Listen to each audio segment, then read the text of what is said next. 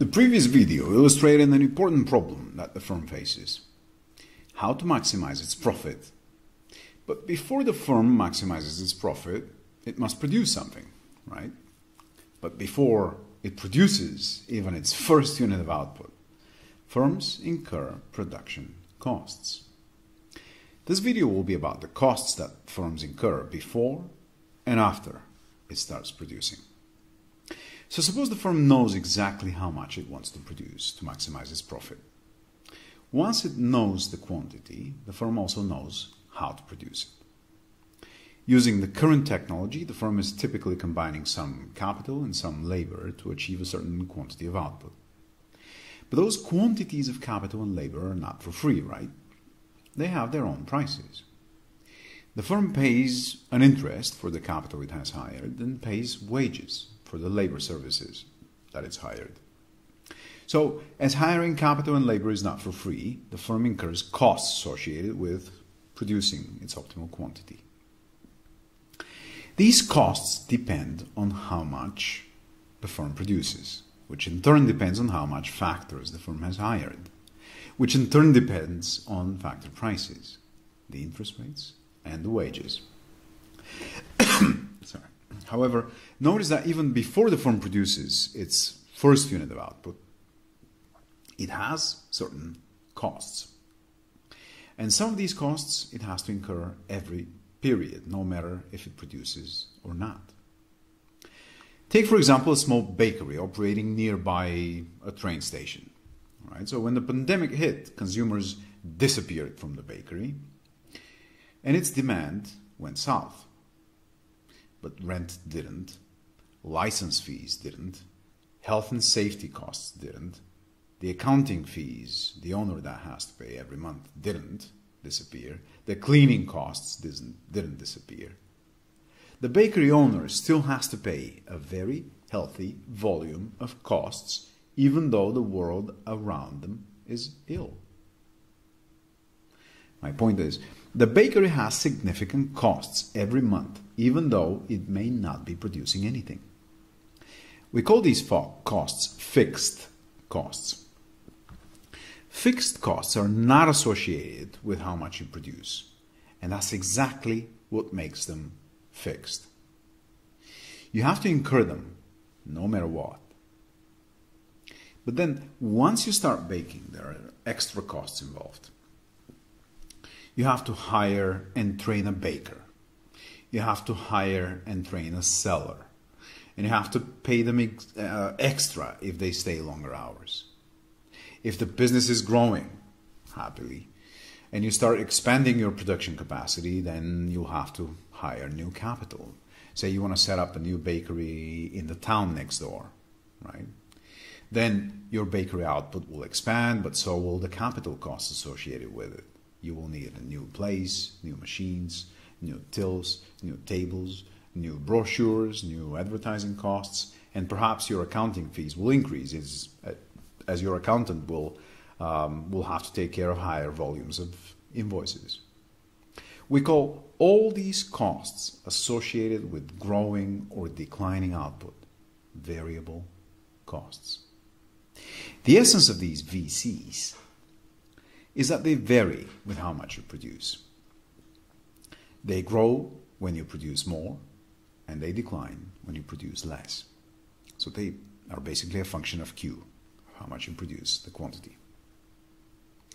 We economists are fans of efficiency, right? So sometimes we like to save on notation.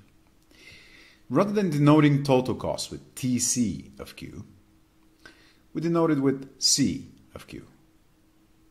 As identical things may have different notation, please make sure you understand what is behind the notation when you read the slide or a textbook or an article.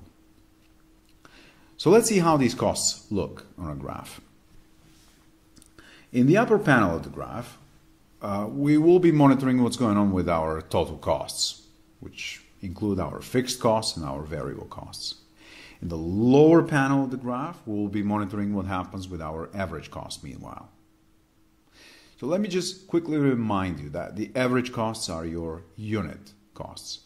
To arrive at your unit costs, you need to divide your total costs by the number of units you produce. So we start with the fixed costs, which are the easiest one to observe. You know your fixed costs by looking at the total costs, the upper panel of the graph, at 0 units of output. Why 0?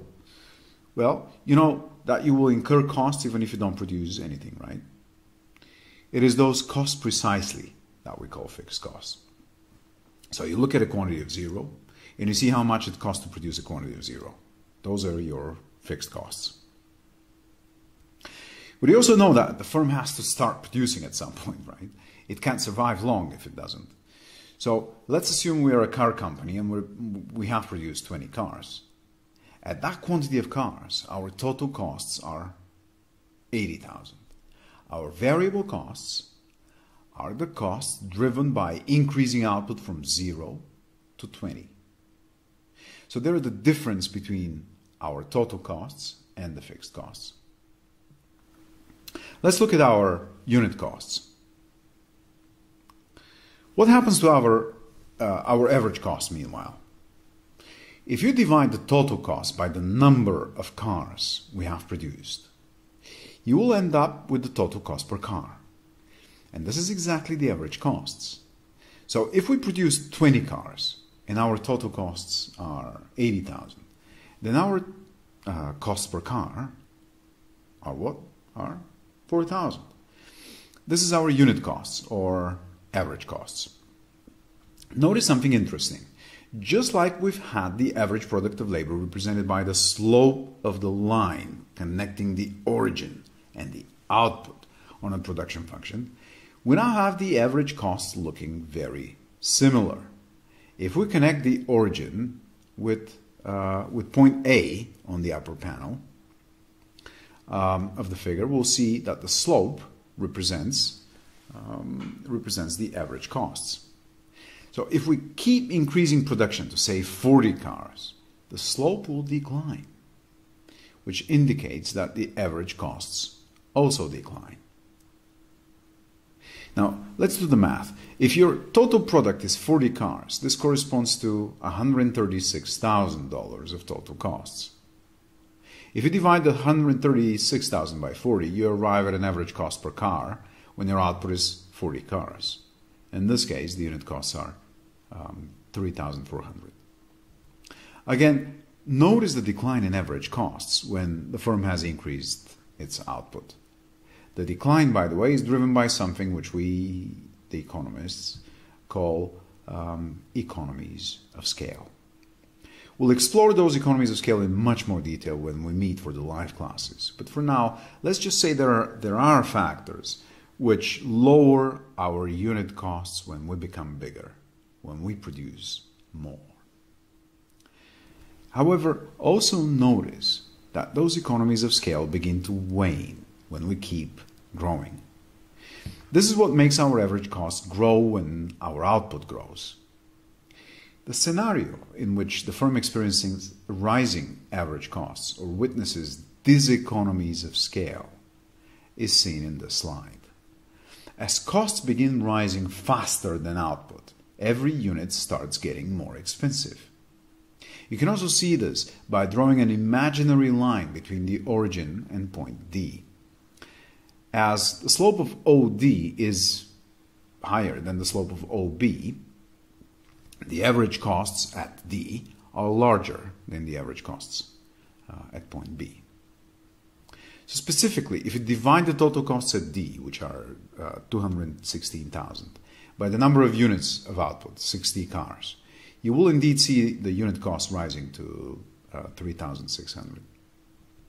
So you can safely conclude that in real life average costs do vary. We would like them to stay constant because constant costs increases predictability for our businesses.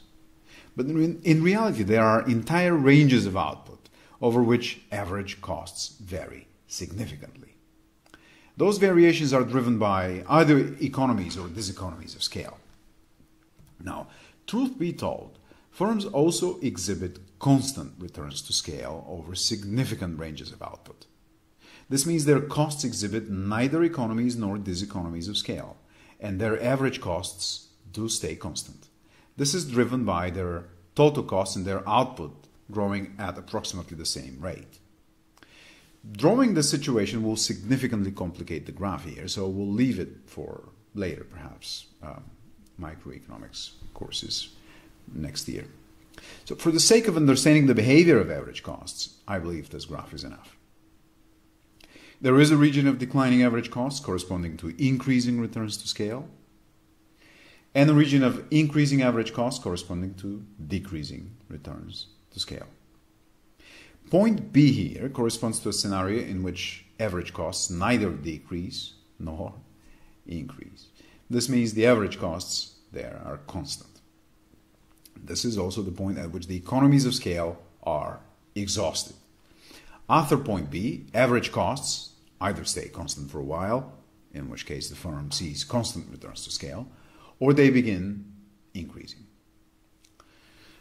As point B corresponds to the smallest scale at which average costs are minimized, the smallest scale at which it is efficient to operate because it's cheap.